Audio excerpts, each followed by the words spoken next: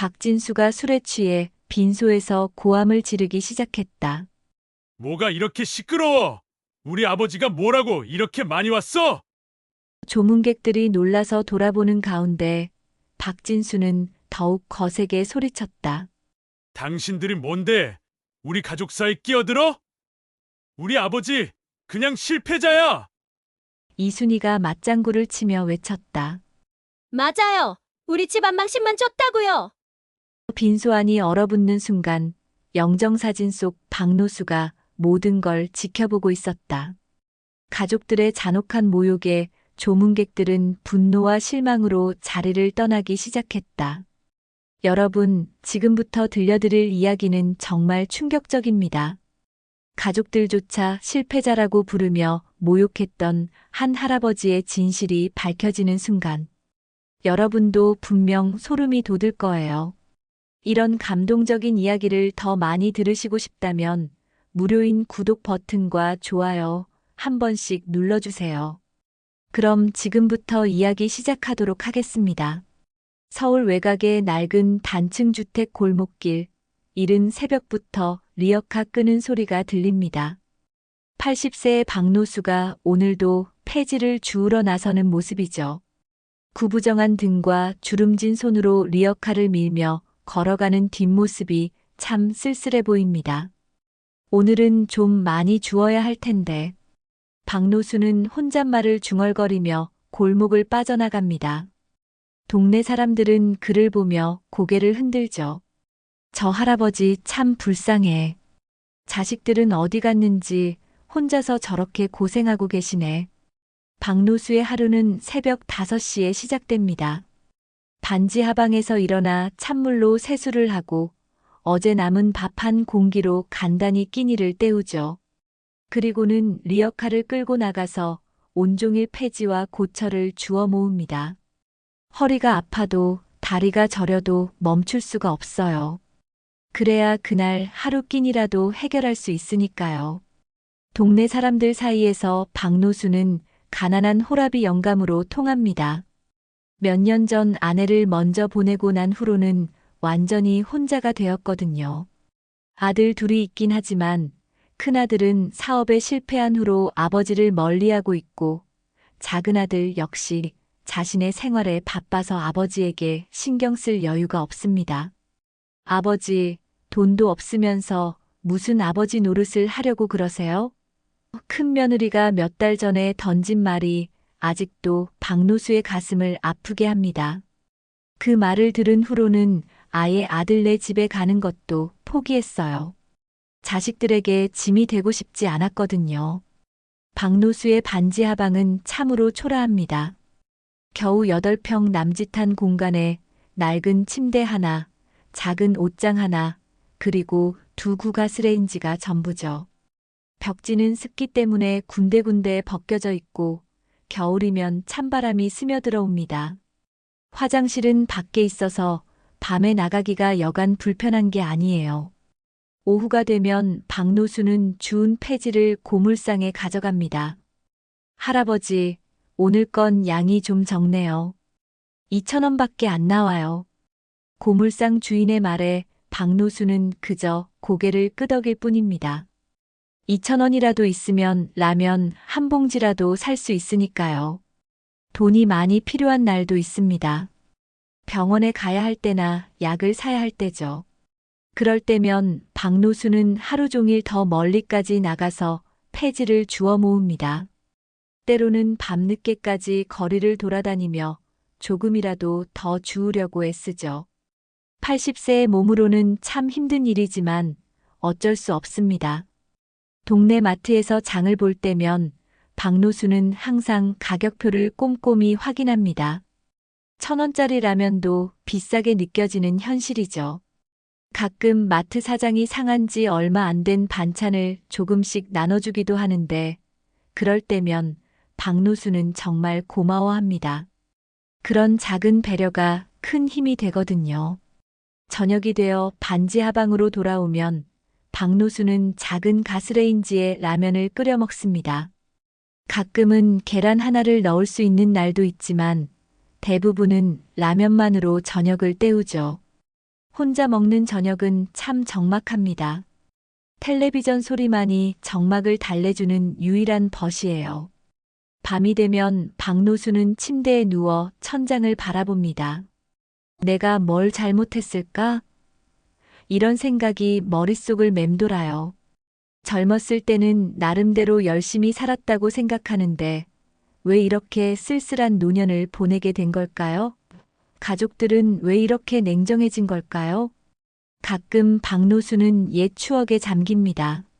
젊었을 때의 기억들이 스쳐 지나가죠. 그때는 참 당당했었는데, 사람들이 존경하는 눈으로 바라봤었는데. 하지만 지금은 아무도 그 시절의 박노수를 기억하지 않습니다. 동네 사람들은 그저 폐지 줍는 가난한 할아버지로만 알고 있어요. 박노수는 가끔 자신의 과거를 이야기하고 싶을 때가 있습니다. 하지만 누가 믿어줄까요? 지금 이 모습으로는 아무도 믿지 않을 거예요. 허풍 떠는 늙은이라고 생각할 뿐이겠죠. 그래서 박노수는 입을 다물고 혼자만의 기억 속에서 그 시절을 그리워합니다. 반지 하방의 벽에는 낡은 액자 하나가 걸려 있습니다. 사진 속 젊은 박노수의 모습은 지금과는 전혀 다르죠. 곧은 어깨와 당당한 자세, 그리고 눈빛에는 자신감이 넘쳐 흘렀습니다. 하지만 지금 그 사진을 보는 사람은 박노수 본인뿐이에요. 어떤 날은 몸이 아파서 나가지 못할 때도 있습니다. 그럴 때면 하루 종일 굶어야 하죠. 냉장고에 들어있는 게 물 말고는 아무것도 없으니까요. 그래도 박노수는 참습니다. 내일 다시 나가면 되니까요.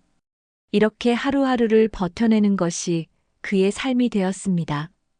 비가 오는 날에는 일을 할 수가 없습니다. 폐지가 젖으면 값어치가 없어지니까요. 그런 날이면 박노수는 하루 종일 반지 하방에서 창밖만 바라봅니다. 비가 그치기를 기다리면서 말이죠. 그런 날의 저녁은 더욱 초라합니다. 하루 벌이가 없으니 끼니를 거를 수밖에 없거든요. 박노수가 가장 두려워하는 것은 아픈 것입니다. 병원비를 낼 돈이 없으니까요. 그래서 몸이 아파도 참고 버티려고 애씁니다. 약국에서 파는 간단한 진통제로 때우는 것이 전부죠.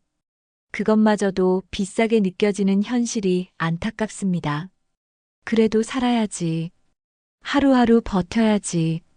박노수는 이렇게 자신을 다독입니다. 내일 또 새벽에 일어나서 리어카를 끌고 나가야 하니까요. 그것이 박노수의 일상이고 그렇게 하루하루를 버텨내는 것이 그의 삶입니다. 동네 사람들은 박노수를 불쌍하다고 여기지만 그의 진짜 이야기를 아는 사람은 아무도 없습니다. 그저 가난한 호라비 영감으로만 알고 있을 뿐이죠. 박노수 자신도 과거의 이야기는 입 밖으로 내지 않습니다. 이제는 아무도 관심 가져주지 않는 옛날 이야기일 뿐이라고 생각하거든요. 그런 박노수에게 갑작스러운 일이 찾아왔습니다. 어느 날 아침 평소처럼 리어카를 끌고 나가려던 박노수가 갑자기 가슴을 움켜쥐며 쓰러진 거예요. 이웃집 아주머니가 발견했을 때는 이미 숨이 끊어진 후였습니다. 어머, 박 할아버지가. 첫 발견자인 김아주머니는 급히 119에 신고했습니다. 구급차가 도착했지만 이미 늦었어요. 의사는 급성 심장마비라고 진단했습니다. 아마도 오랜 생활고와 스트레스가 누적된 결과였을 거라고 하더군요. 박노수의 죽음 소식이 동네에 퍼지자 사람들은 안타까워했습니다. 그래도 좀 더 사셨으면 좋았을 텐데. 참 고생만 하시다가 가셨네. 하지만 곧 일상은 평소처럼 돌아갔어요. 가난한 호라비 영감의 죽음이 동네에 큰 파장을 일으킬 리는 없었으니까요. 큰아들 박진수에게 연락이 갔습니다. 아버님이 돌아가셨습니다. 전화를 받은 박진수는 한동안 말이 없었어요. 복잡한 감정이 밀려왔겠죠.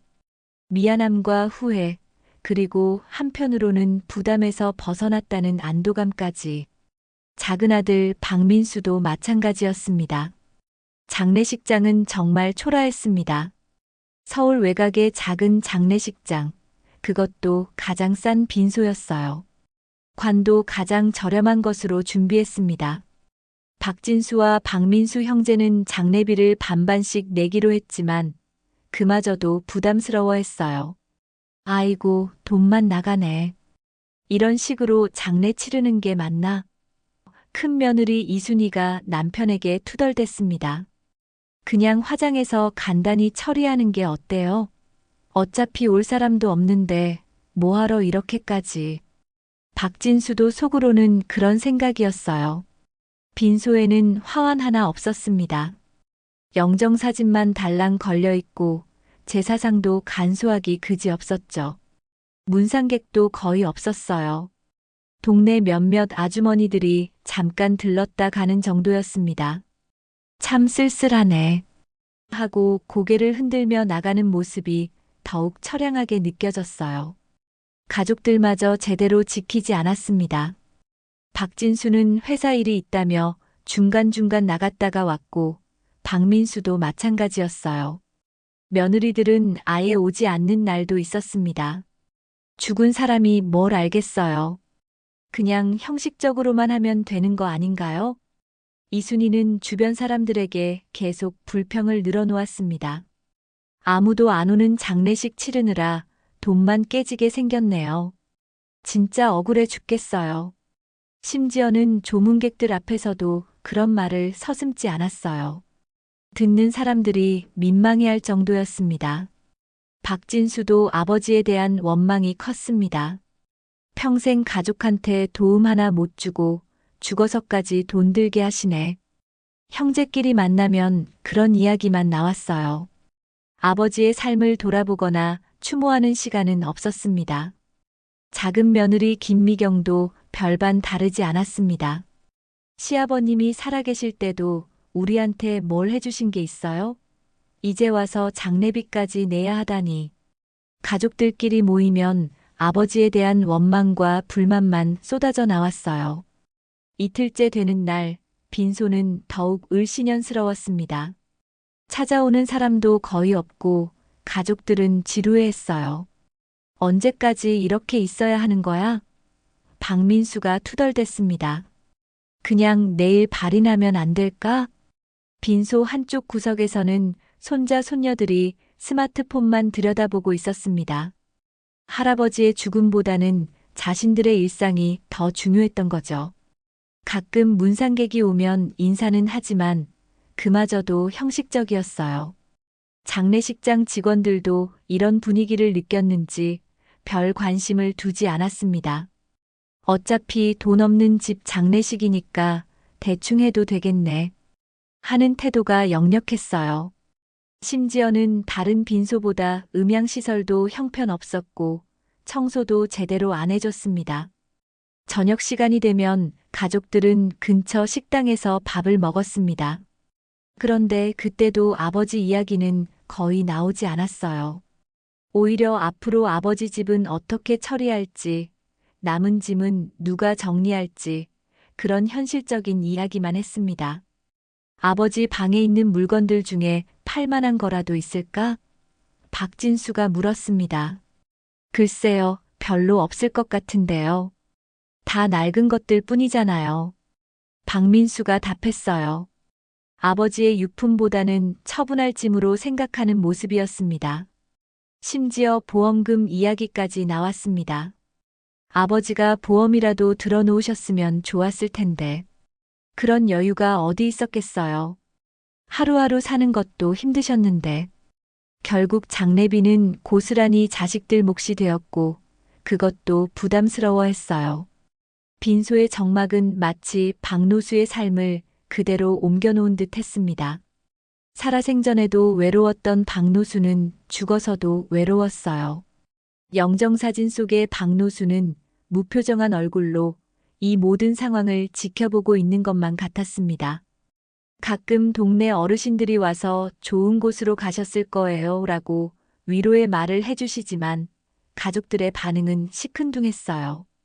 빨리 장례를 끝내고 일상으로 돌아가고 싶어 하는 게 역력했습니다. 밤이 되면 빈소는 더욱 썰렁했습니다. 야간 당직을 서야 하는 가족들도 교대로 나가서 담배를 피우거나 커피를 마셨어요. 혼자 남겨진 영정 사진만이 적막한 빈소를 지키고 있었습니다. 이런 모습을 보는 장례식장 다른 빈소의 사람들도 안타까워했습니다. 저 집은 참 안 됐네. 문상객도 없고. 하지만 그것도 잠깐이었어요. 남의 집 장례에 오래 신경 쓸 여유는 없었으니까요. 장례식장 로비에서도 사람들이 수군댔습니다. 저 빈소는 정말 조용하네. 뭔가 다른 빈소들과는 분위기가 다르다. 가족들도 별로 슬퍼하는 것 같지 않고. 이런 시선들이 가족들을 더욱 위축시켰어요. 박노수의 장례는 이렇게 쓸쓸하게 진행되고 있었습니다. 화려하지도 않고 정성스럽지도 않은 장례.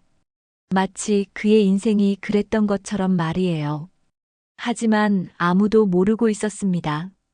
이 평범해 보이는 장례가 곧 뒤바뀔 거라는 사실을. 그런데 발인 전날 밤 빈소에 이상한 일이 벌어졌습니다. 밤 10시가 넘은 시간이었는데 갑자기 장례식장 입구로 검은 양복을 말끔히 차려입은 중년 남자가 들어왔어요. 그 남자는 다른 조문객들과는 뭔가 달라 보였습니다. 걸음걸이부터가 군인처럼 곱고 단단했어요. 당직을 서고 있던 박진수는 처음에는 그냥 늦은 조문객이려니 했습니다. 누구세요? 하고 물어봤지만 그 남자는 대답 대신 조용히 고개만 숙여 인사했어요.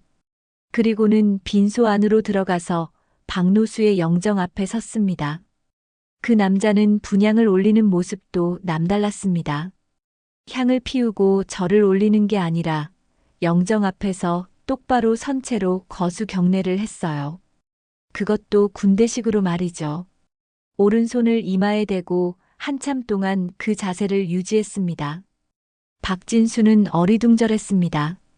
저기 실례지만 아버지와 어떤 관계시죠?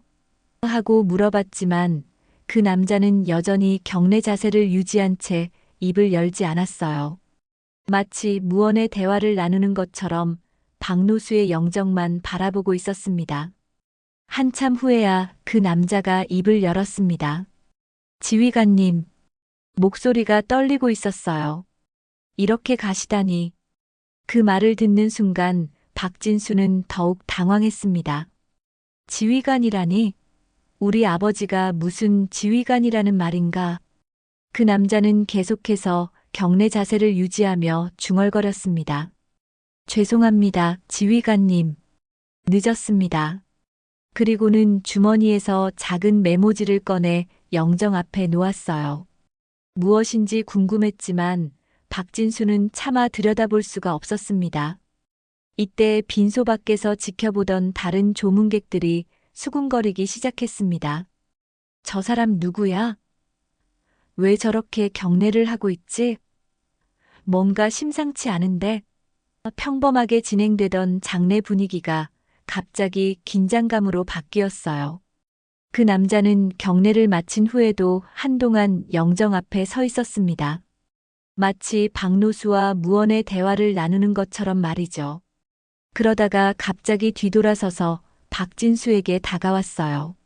실례합니다만 혹시 박노수 지휘관님의 아드님이십니까? 그 남자의 질문에 박진수는 더욱 어리둥절했습니다. 네, 그런데 지휘관님이라고 하시는데 우리 아버지가 무슨 지휘관인가요? 그 남자는 잠시 망설이더니 명함을 꺼내 건넸습니다. 명함에는 예비역 대령 김철호라고 적혀 있었어요. 지휘관님과는 오래된 인연입니다. 제가 너무 늦게 왔네요. 대령이라고요? 박진수는 명함을 받아들고는 멍하니 그 남자를 바라봤습니다. 그런데 우리 아버지와 어떤 관계신지 오랜 얘기입니다. 지금은 적절한 때가 아닌 것 같고요. 김철호는 다시 한번 영정을 바라보더니 깊은 한숨을 쉬었습니다. 지휘관님께서 이렇게 혼자 가시다니 우리가 너무 무심했습니다. 그 말에는 깊은 후회와 자책이 담겨 있었어요. 혹시 내일 발이네? 김철호가 조심스럽게 물어봤습니다. 아, 네. 오전 10시에 출발 예정입니다. 박진수가 답하자 김철호는 고개를 끄덕였어요. 알겠습니다. 내일 다시 뵙겠습니다. 김철호가 나간 후 빈소는 어수선해졌습니다. 조문객들은 웅성거렸고 가족들은 어리둥절했어요. 아버지가 군인이셨나? 대령이라는 사람이 왜 지휘관님이라고 불렀을까? 갖가지 추측이 나왔습니다. 박민수도 형에게 전화를 걸어 물어봤습니다. 형, 아버지가 군인 출신이셨나요? 글쎄, 잘 모르겠어.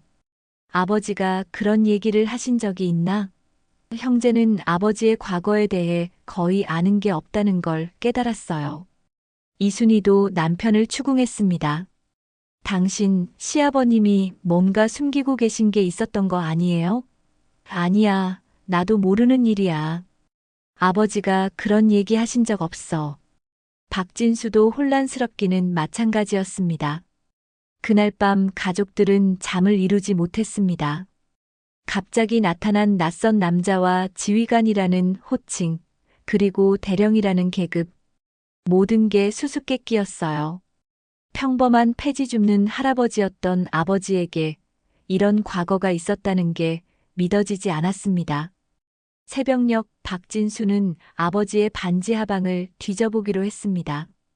혹시 단서라도 찾을 수 있을까 해서 말이죠. 하지만 낡은 가구와 몇 안 되는 옷가지 뿐이었어요.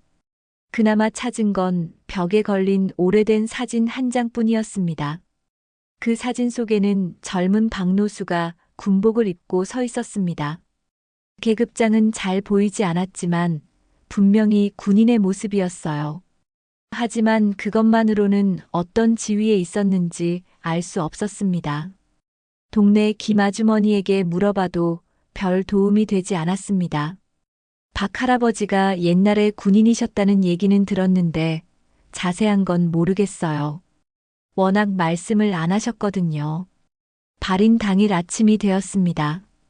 가족들은 여전히 어리둥절한 상태였어요. 어젯밤 일이 꿈만 같았습니다. 정말 그런 일이 있었나 싶을 정도로 말이죠. 하지만 김철호가 놓고 간 명함이 현실을 증명하고 있었습니다. 아침 일찍 장례식장에 도착한 가족들은 평소처럼 발인 준비를 했습니다. 별다른 일 없이 조용히 끝날 거라고 생각했어요. 하지만 그들은 몰랐습니다. 이제 곧 상상할 수 없는 일이 벌어질 거라는 사실을. 오전 9시가 되자 김철호가 다시 나타났습니다. 어젯밤과 똑같은 검은 양복 차림이었지만 뭔가 달라 보였어요. 더 엄숙하고 경건한 모습이었습니다. 그리고 이번에는 혼자가 아니었어요. 김철호와 함께 온 사람이 있었습니다. 역시 단정한 양복을 입은 또 다른 중년 남자였어요. 두 사람 모두 어딘지 모르게 군인의 기품이 묻어나는 모습이었습니다. 가족들은 더욱 당황스러웠어요. 하지만 더 놀라운 일이 기다리고 있었습니다. 오전 10시 발인 시간이 가까워지자 동네 할아버지 한 분이 빈소로 들어왔어요. 평소 박노수와 가끔 술 한잔 하던 이웃집 할아버지 최봉수였습니다. 최봉수는 평소와 달리 술 기운이 가득했습니다. 아이고 노수야 하며 영정 앞에서 울먹이더니 갑자기 입을 열었어요. 이 사람들아, 너희들은 정말 아무것도 모르는구나. 예, 무슨 말씀이세요? 박진수가 물어보자 최봉수가 고개를 흔들었습니다. 박노수 영감이 누군지도 모르면서 아이고 답답해서 못 살겠네. 할아버지, 우리 아버지가 어떤 분이셨는지 아시는 거예요? 박민수가 조심스럽게 물어봤습니다. 최봉수는 술김에 진실을 털어놓기 시작했어요. 노수 영감이 옛날에 특전사 교관이었어. 그것도 보통 교관이 아니라 전설적인 교관이었다고. 그 말을 듣는 순간 빈소 안이 조용해졌습니다. 특전사라니. 그것도 교관이라니. 전쟁 때 얼마나 많은 목숨을 구했는지 몰라.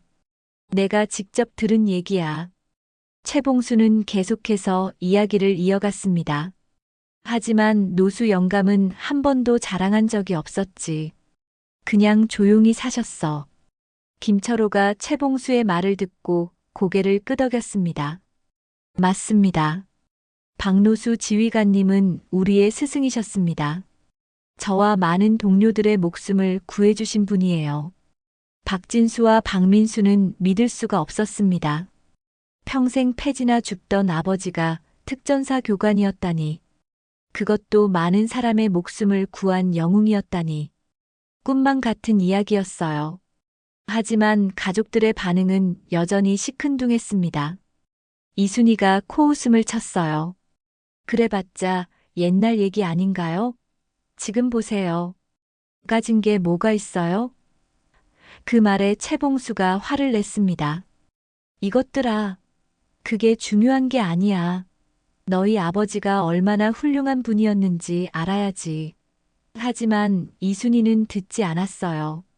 훌륭해봤자 우리한테 뭘 해주셨어요? 결국 가난한 노인이셨잖아요. 박민수도 별반 다르지 않았습니다. 할아버지, 그런 얘기가 사실이라고 해도 지금은 소용없어요. 아버지는 그냥 실패한 인생이셨어요. 그 말을 듣는 김철호의 얼굴이 굳어졌습니다. 실패한 인생이라고요? 김철호의 목소리에 분노가 섞여 있었어요. 지휘관님이 구하신 수많은 생명들을 실패라고 하시는 겁니까? 하지만 가족들은 여전히 이해하지 못했습니다. 그런 건 다 옛날 얘기고요. 중요한 건 지금이잖아요. 우리한테 남겨주신 게 뭐가 있어요? 빚뿐이잖아요. 박진수의 말에 김철호는 더 이상 참을 수가 없었습니다. 여러분은 정말 모르시는군요. 지휘관님이 얼마나 위대한 분이었는지. 김철호는 주머니에서 낡은 사진 한 장을 꺼내 보여줬어요. 이게 지휘관님이 구하신 부하들 중 일부입니다. 사진 속에는 젊은 박노수와 함께 있는 여러 군인들의 모습이 담겨 있었습니다. 모두 환한 미소를 지으며 박노수를 둘러싸고 있었어요. 그 모습에서는 깊은 존경과 감사의 마음이 느껴졌습니다. 저희 모두 지휘관님 덕분에 살 수 있었습니다. 그런데 지휘관님이 이렇게 외롭게 돌아가시다니. 김철호의 목소리가 떨렸어요. 함께 온 동료도 고개를 숙이며 슬퍼했습니다. 하지만 가족들의 마음은 변하지 않았습니다. 김미경이 냉정하게 말했어요. 그래도 현실은 현실이잖아요. 과거가 아무리 훌륭해도 지금 우리 상황은 변하지 않아요. 맞아요. 옛날 자랑 아무리 해봤자 우리 생활에 도움이 되나요? 이순이도 맞장구를 쳤습니다. 장례비도 우리가 다 내야 하고 결국 우리만 손해보는 거잖아요. 그 말들을 듣던 최봉수가 한숨을 쉬었습니다. 아이고, 이런 자식들을 두고 노수 영감이 얼마나 속상했을까. 하지만 가족들은 여전히 돌아서지 않았어요. 장례식장은 다시 싸늘해졌습니다. 김철호와 동료는 실망한 표정으로 고개를 저었어요. 존경하던 지휘관의 가족들이 이런 반응을 보이다니 상상도 못했던 일이었습니다. 정말 안타깝습니다. 지휘관님께서 이런 모습을 보신다면 김철호는 더 이상 말을 잇지 못했어요. 가슴이 답답하고 화가 났지만 장례식장에서 소란을 피우고 싶지는 않았습니다. 발인 시간이 다가오고 있었습니다. 관을 연구차에 실을 준비를 해야 했어요. 가족들은 여전히 시큰둥한 표정으로 형식적으로만 진행하려고 했습니다. 자, 이제 발인 준비하죠. 빨리 끝내고 각자 할 일 해야죠. 박진수가 서두르자 김철호가 말했습니다. 잠깐만요. 아직 오실 분들이 더 계십니다. 더요? 누가 오신다는 거예요? 박민수가 물어봤습니다.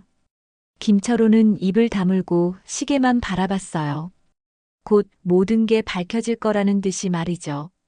그때 장례식장 밖에서 자동차 소리가 들려왔습니다. 여러 대의 차가 동시에 도착하는 소리였어요. 가족들은 고개를 들어 창밖을 바라봤습니다. 검은 승용차들이 줄지어 서고 있었습니다. 그리고 그 차에서 내리는 사람들.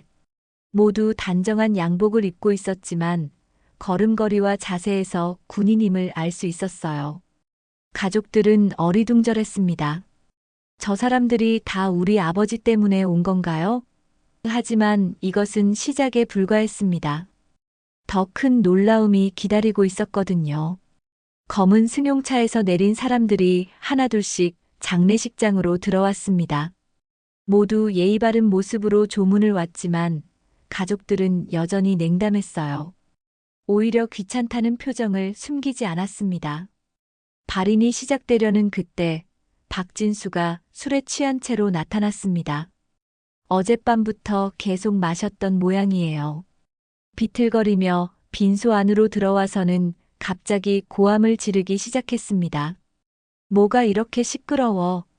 박진수의 목소리가 빈소 전체에 울려 퍼졌어요. 조문객들이 놀라서 돌아봤지만 박진수는 아랑곳하지 않았습니다.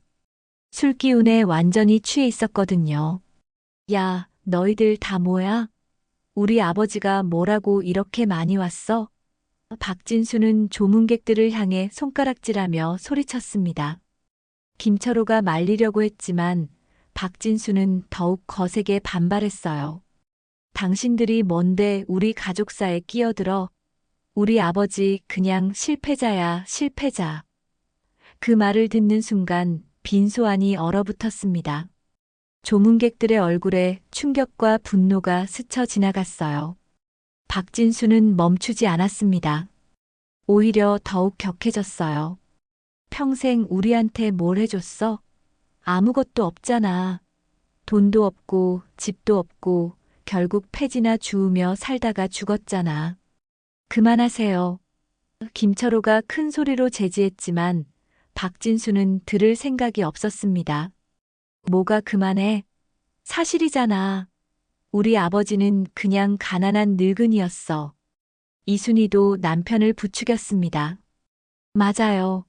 당신들은 모르실 거예요. 우리가 얼마나 고생했는지, 시아버님 때문에 얼마나 창피했는지, 술에 취한 남편을 말리기는커녕 오히려 기름을 붓고 있었어요. 우리 집안 망신만 줬다고요. 동네에서 뭐라고 하는 줄 아세요? 폐지 줍는 할아버지네 가족이라고 손가락질해요. 이순희의 목소리도 점점 커졌습니다. 박민수도 가세했습니다. 형 말이 맞아요. 아버지는 실패한 인생이셨어요. 아무리 옛날에 대단했다고 해도 결국은 가난하게 죽으신 거잖아요. 가족들이 모두 한 목소리로 박노수를 비난하기 시작했어요. 우리가 장례비까지 내가면서 왜 이런 수모를 당해야 해요? 김미경도 끼어들었습니다.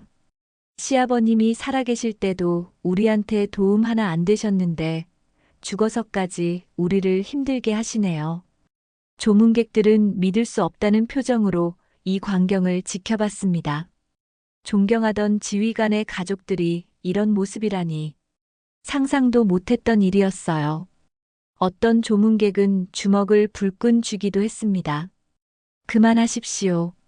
김철호가 다시 한번 큰 소리로 외쳤지만 박진수는 오히려 더 흥분했어요. 뭐가 그만해. 내가 내 아버지 얘기하는데 당신이 뭔데 간섭해. 박진수는 조문객들을 향해 손짓하며 소리쳤습니다. 다들 나가. 여기 올 필요 없어. 우리 아버지 그냥 가난한 노인이었다고. 그 모습이 너무나 처참했어요. 이때 장례식장 다른 빈소의 사람들까지 무슨 일인지 구경하러 나왔습니다. 저기 무슨 일이야? 상주가 저런 식으로 해도 되나? 수군거리는 소리가 사방에서 들려왔어요. 장례식장 직원들도 당황했습니다. 조용히 해주세요. 다른 분들한테 피해가 갑니다. 하지만 박진수는 직원들에게까지 화를 냈어요.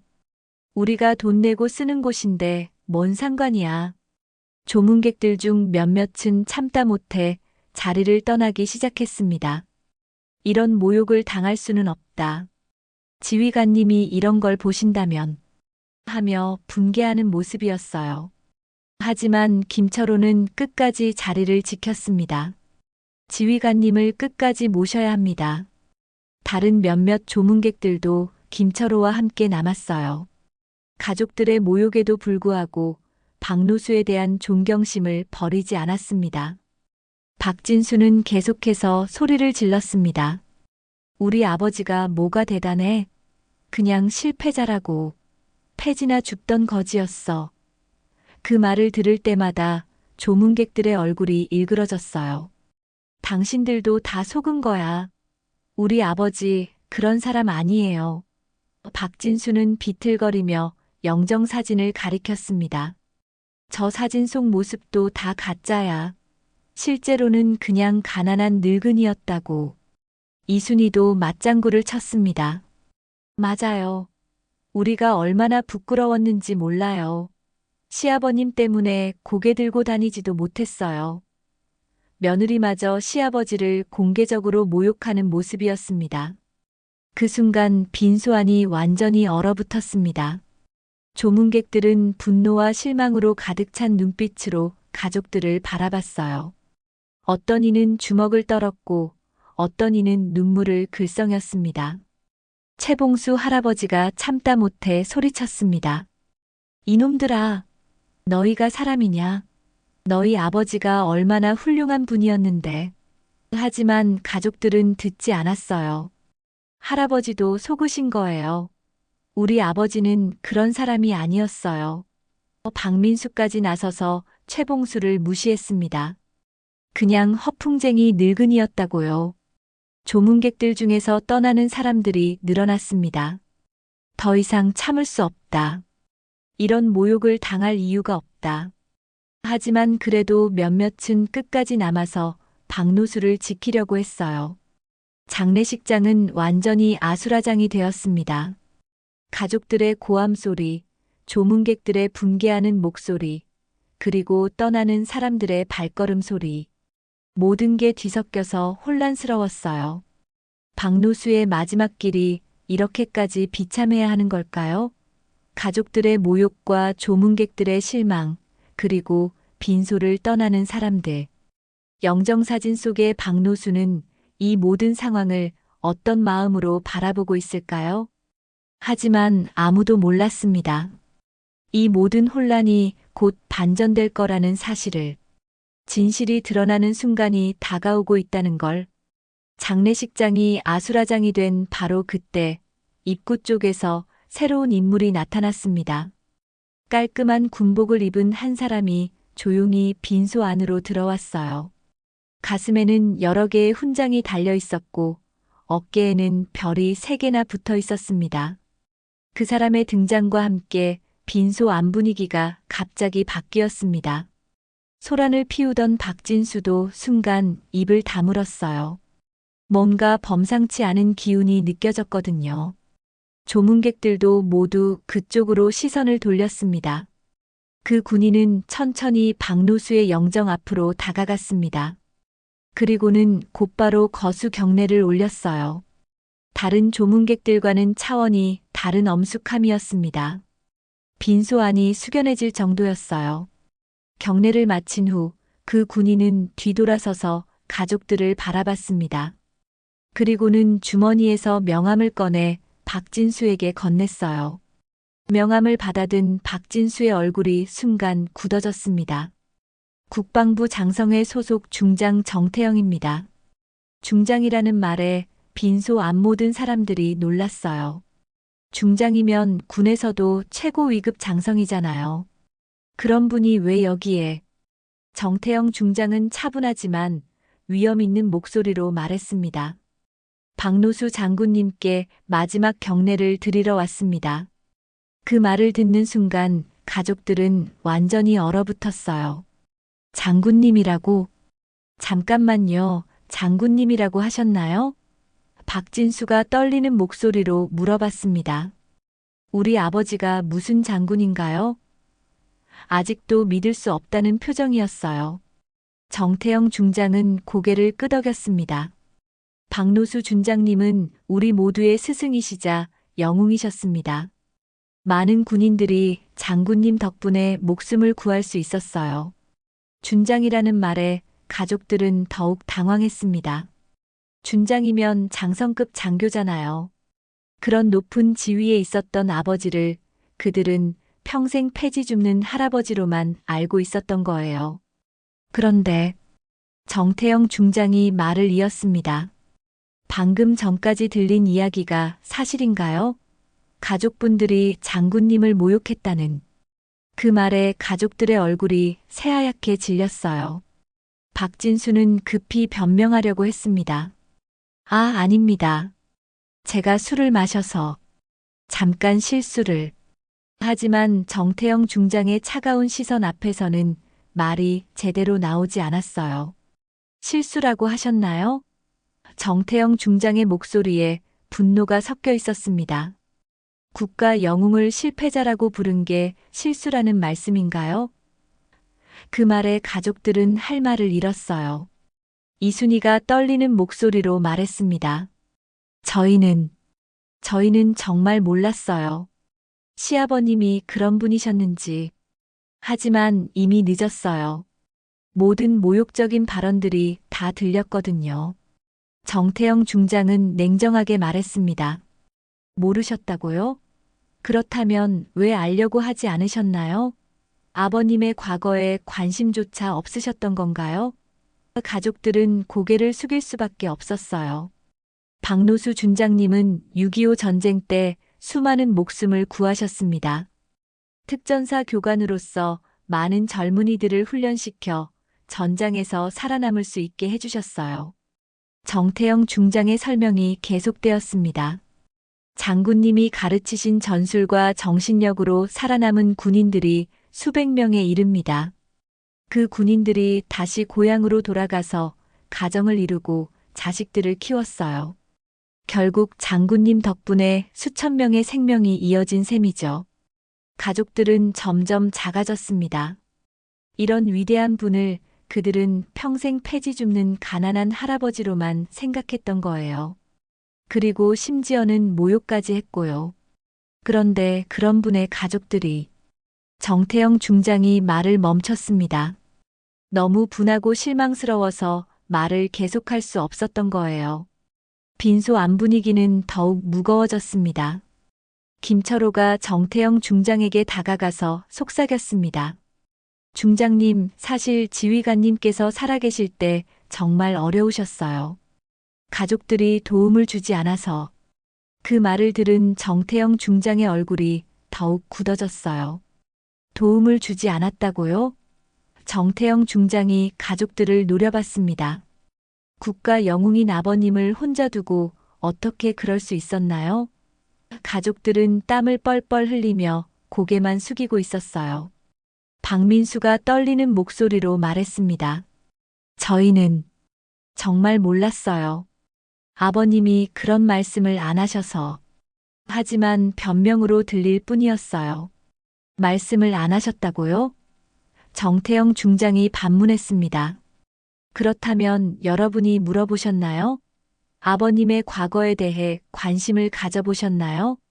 가족들은 대답할 수 없었어요.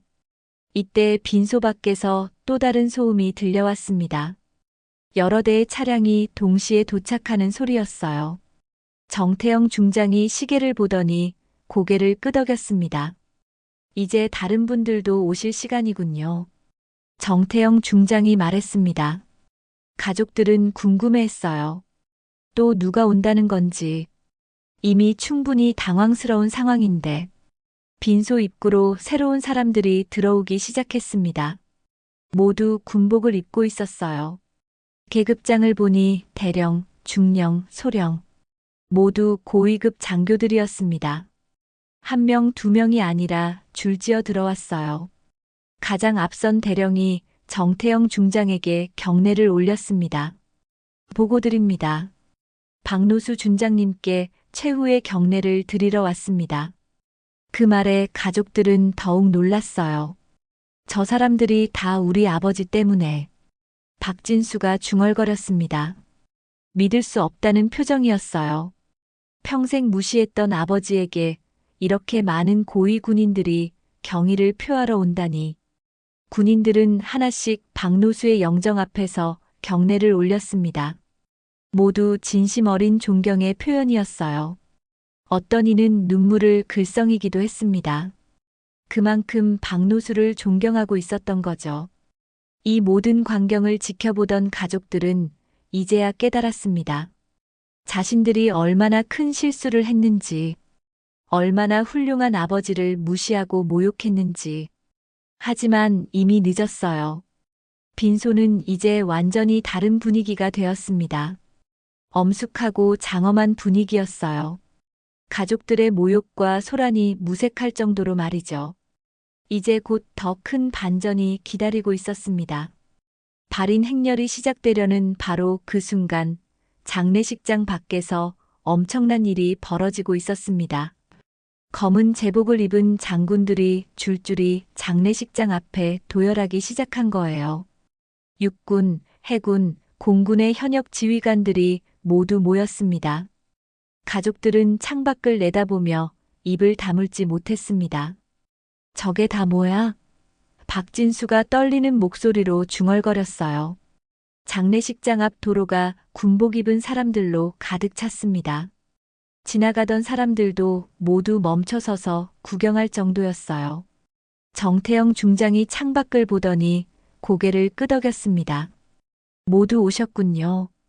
박노수 준장님의 마지막 길을 함께하러 오신 분들입니다. 그 말에 가족들은 더욱 당황했어요. 밖에서는 계속해서 군인들이 도착하고 있었습니다. 별 하나, 둘, 셋 달린 장성들부터 시작해서 대령, 중령까지 모두 박노수를 위해 온 사람들이었어요. 이런 광경은 장례식장에서도 처음 보는 일이었습니다. 도대체 몇 명이나 오는 거예요? 이순희가 떨리는 목소리로 물어봤습니다. 정태영 중장이 답했어요. 박노수 준장님의 제자와 동료, 그리고 준장님 덕분에 살아남은 모든 분들이 오고 계십니다. 장례식장 직원들도 이런 상황은 처음이었습니다. 이런 장례는 처음 봅니다. 정말 대단한 분이셨나 봐요. 직원들끼리 수군거리는 소리가 들렸어요. 평소 무시하던 가난한 할아버지의 장례가 이렇게 변할 줄 누가 알았겠어요. 관을 옮기기 시작했습니다. 하지만 이번에는 가족들이 앞장서지 않았어요. 정태영 중장을 비롯한 현역 장성들이 직접 관을 메고 나섰습니다. 우리 지휘관님을 모시겠습니다. 박진수가 당황해서 말했습니다. 아, 아닙니다. 저희가.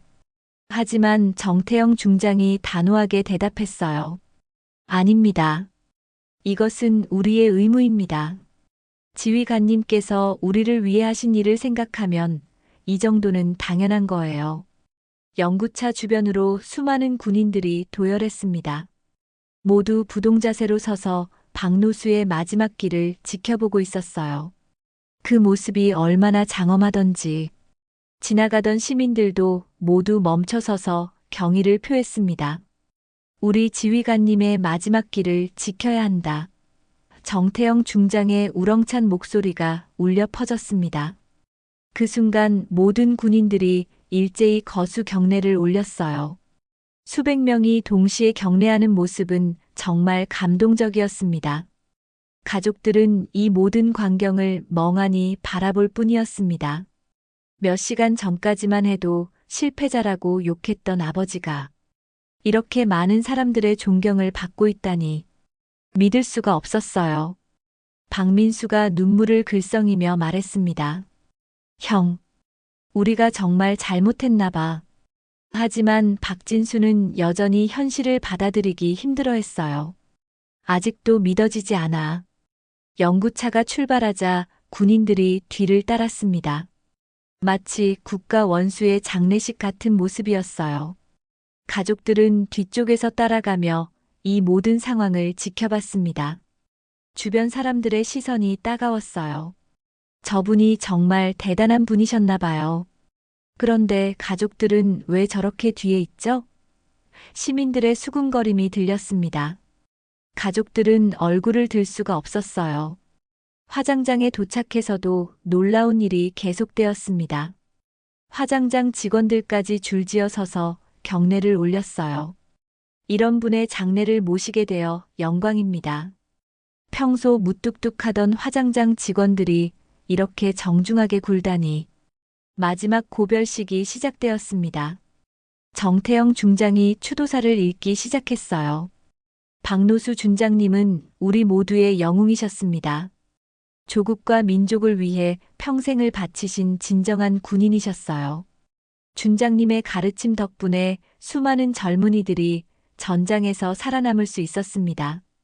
그 젊은이들이 고향으로 돌아가 가정을 이루고 자식을 낳아 기를 수 있었어요. 준장님이 구한 것은 단순한 생명이 아니라 미래였습니다. 가족들은 이 말을 들으며 점점 작아졌습니다. 이런 위대한 분을 그들은 평생 폐지 줍는 할아버지로만 여겼던 거예요. 그리고 심지어는 실패자라고까지 불렀고요.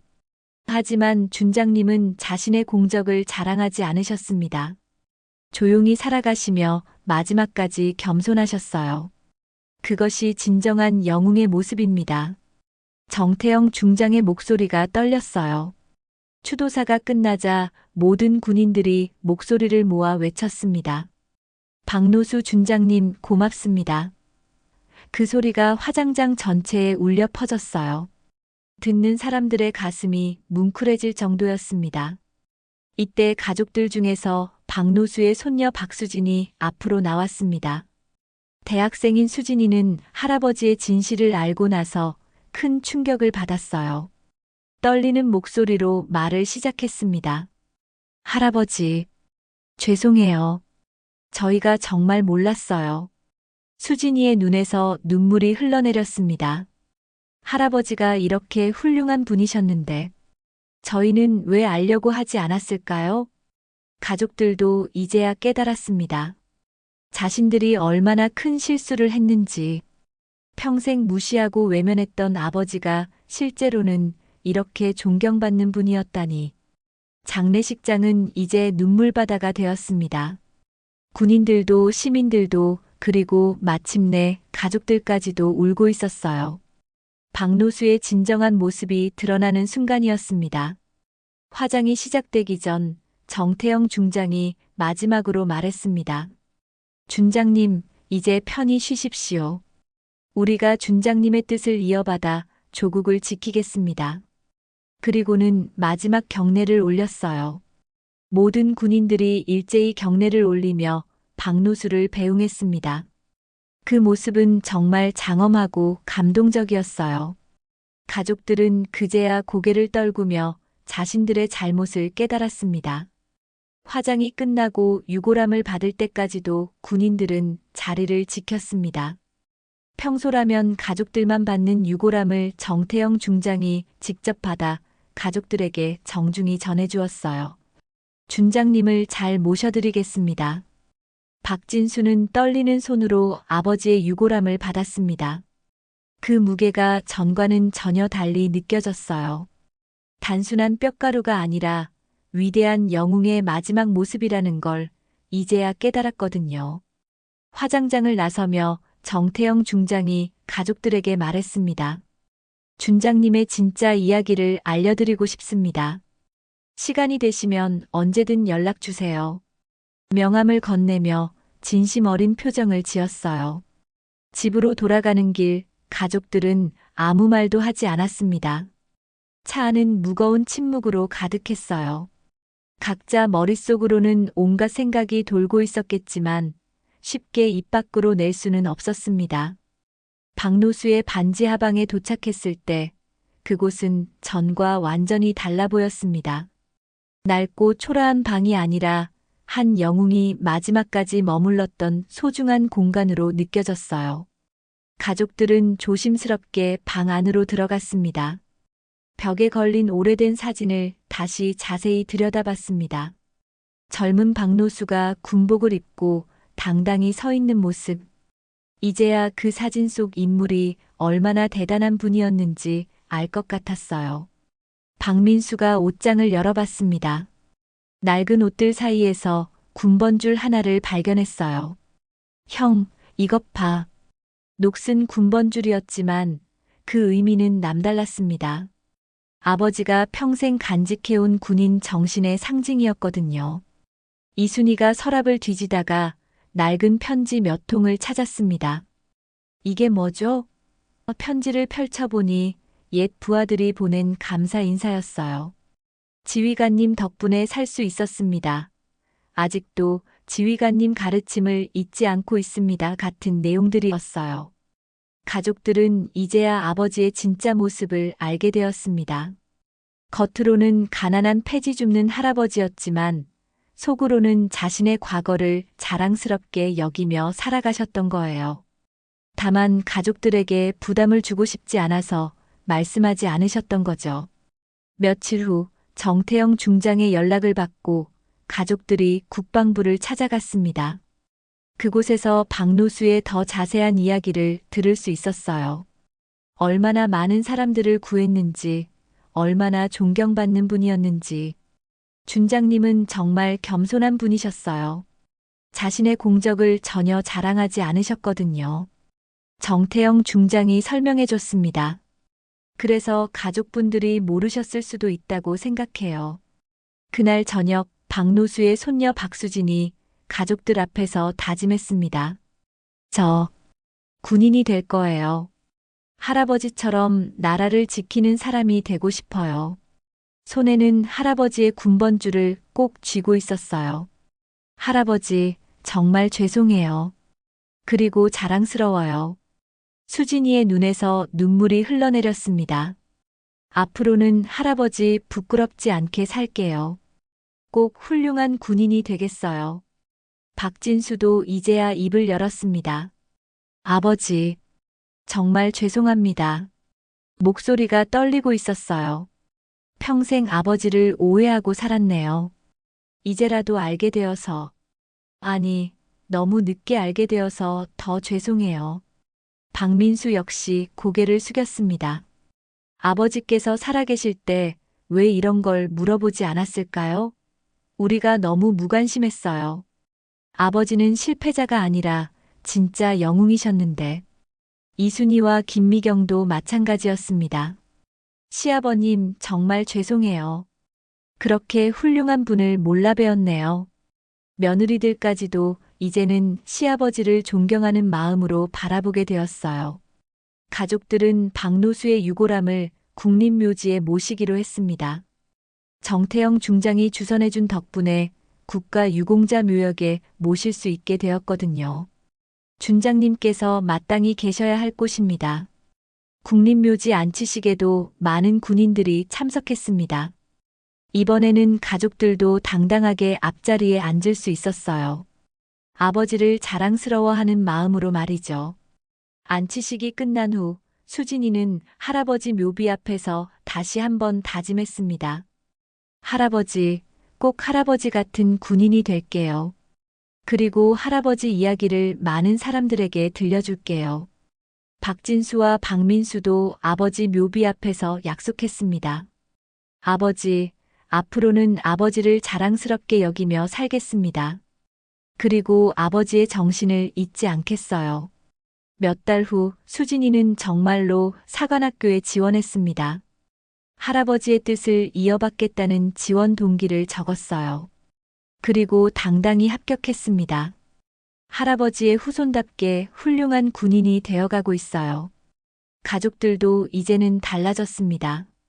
박노수를 부끄러워하던 예전과는 정반대로 이제는 자랑스러워합니다. 우리 아버지는 국가 영웅이셨어요 라고 당당히 말할 수 있게 되었거든요. 박노수의 영정사진은 이제 초라하지 않습니다.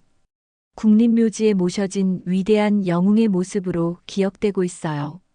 많은 사람들이 찾아와서 참배하고 감사 인사를 올리곤 합니다. 정태영 중장은 가끔 박노수의 묘를 찾아와서 근황을 보고합니다. 준장님, 수진이가 훌륭하게 자라고 있습니다.